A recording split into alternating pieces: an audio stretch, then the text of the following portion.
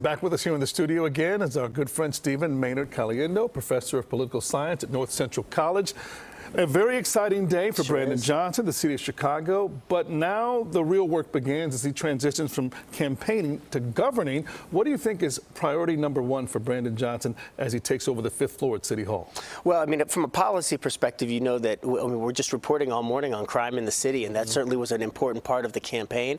I think beyond that, though, it's coalition building. Who's going to show up today symbolically, but really who's going to show up over the next few weeks for Brandon Johnson to help build a governing coalition, which is very different, as you pointed out, Ryan, than an electoral campaign. It's something that hurt Mayor Lightfoot during her tenure at That's City exactly Hall. right. We saw that stumble. Yeah, speaking of that, how do we think Johnson's relationship with City Council will compare to what we saw with Mayor Lightfoot, especially over the last month or so?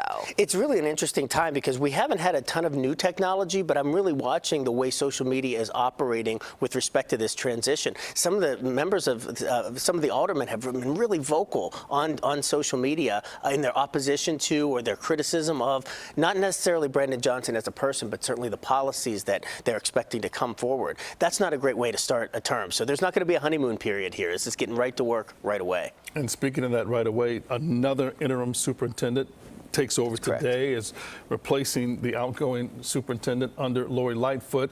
So how can Brandon Johnson establish a working relationship with Chicago Police as he brings in Fred Waller to be his interim superintendent before he hires a permanent leader of the police department sometime this summer? Well, this was an important get, I think, on the outset, because this is somebody who the rank and file police respect and like, and so that's an important transition piece for Brandon Johnson. Whoever the permanent superintendent, though, is going to be really important as well. That relationship was strained throughout the campaign. Their expectations weren't there. A lot of his campaign rhetoric, but beyond that, though, the police officers have real concerns about how this mayor is going to lead. He needs to prove that he's going to be a good leader.